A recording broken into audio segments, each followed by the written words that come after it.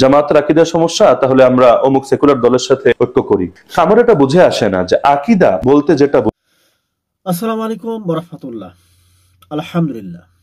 Ali Hasan Osama, যিনি জামাতের আকীদার বিরুদ্ধে একসময় কথা বলতেন, আজকে জামাতের আকীদা নিয়ে আলী হাসান ওসামা গুরুত্বপূর্ণ কিছু ইনফরমেশনমূলক কথা বলেছেন, ঐক্যবদ্ধ বিষয় নিয়ে কথা বলেছেন বর্তমান সময়।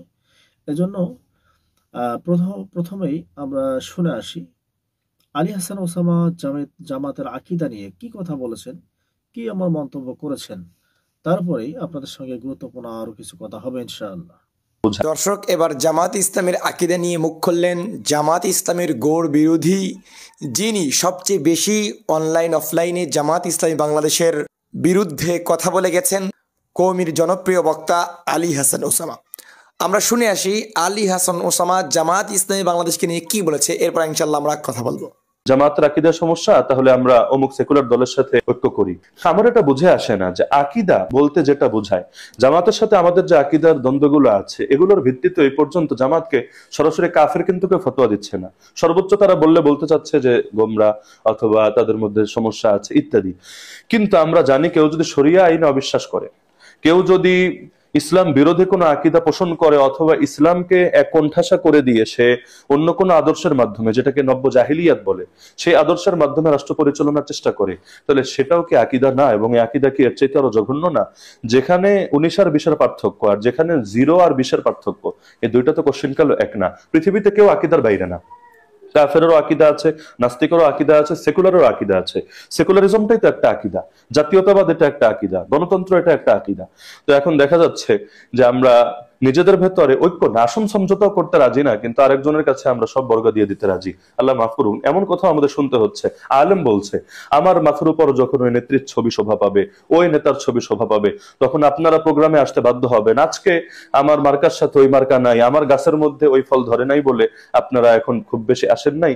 আর যদি আমার মাথার উপর নেত্রীর ছবি থাকে, সবাই আসতে বাধ্য হবেন। মানে আত্মমর্যাদা বোধ কতটা মরে গেলে মুখ থেকে এরকম কথা বের হতে পারে। এজন্য আমি মনে করি, একান্ত যদি ঐক্য নাও হয়, আল্লাহ না করুন, তারপরও প্রতিটা ইসলামী দলের নিজেদের স্বাতন্ত্র্য, নিজেদের আত্মমর্যাদা বোধ রক্ষা করা দরকার। হ্যাঁ, কোন সেকুলার দলের সাথেও যদি ঐক্য হয়, নির্বাচন কেন্দ্রিক ঐক্য, সেখানেও নিজেদের আকীদা এবং অবস্থান স্পষ্ট থাকা দরকার যে আমরা সেকুলারিজমকে সমর্থন করি না, শরিয়া আইনে অবিশ্বাস করাকে আমরা সমর্থন করি না, বরঞ্চ এই ক্ষেত্রে আমাদের অবস্থান এটা। এরকম ভাবে না বললে মানুষের ঈমান হুমকির মুখে পড়বে। তো সর্বোপরি আমার কথা হলো, স্বাধীনতার পর থেকে একটা বড় সম্ভাবনা যেহেতু আমাদের তৈরি হয়েছে, এই সম্ভাবনা কাজে লাগানোর দরকার। আলহামদুলিল্লাহ, আলহামদুলিল্লাহ, শুনেছেন। তো যেটা বলছিলাম, বর্তমান সময় ঐক্যবদ্ধতার অবশ্যই প্রয়োজন। ঐক্যবদ্ধ হয়ে আমাদেরকে এমন একজন এই দেশের শাসক নির্বাচন করতে হবে, যিনি ইসলামিক শাসন ব্যবস্থা, ইসলামিক ভাবে এই দেশ পরিচালনা করবেন। ইসলামিক দলগুলোর মধ্যেই অনেকগুলো দল আছে, কেউ চরমনাই, সারসিনা, হেফাজত, আহলুল হাদিস থেকে শুরু করে অনেকে আছেন।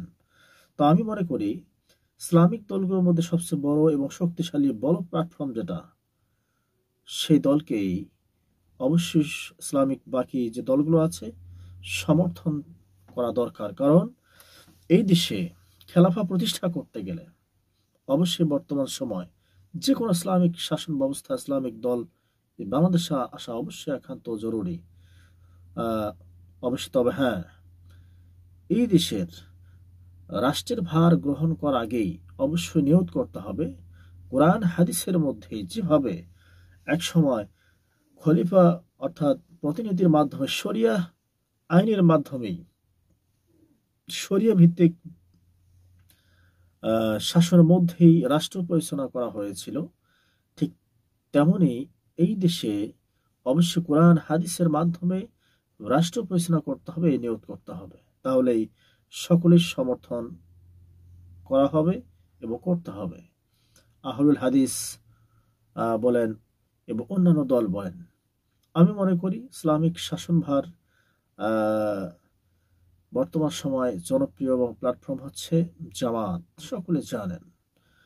আর যদি বিএনপি যদি কোরআন হাদিসের বিধিবিধান মোতাবেক রাষ্ট্র পরিচালনা করতে চায়, তাহলে আপনারা অবশ্যই বিএনপিকে সমর্থন করবেন।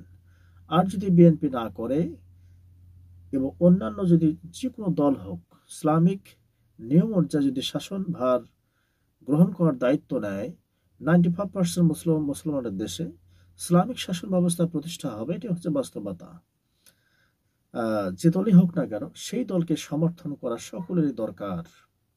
তাহলে আস্তে আস্তে এক পর্যায়ে ইসলামিক শাসন ব্যবস্থায় এই দেশ রাষ্ট্র পরিচালনা করা সম্ভব হবে। তো যাই হোক, কথা ছিল এই পর্যন্ত। আমি সর্বশেষ যেটা বলবো সেটা হচ্ছে অবশ্যই ঐক্যবদ্ধ হতে হবে, ঐক্যবদ্ধ হয়ে সমর্থন করতে হবে। ইসলামিক ভাবে যারা রাষ্ট্র পরিচালনা করবে তাকে সমর্থন করতে হবে। আসসালামু আলাইকুম ওয়া রাহমাতুল্লাহি ওয়া বারাকাতুহু।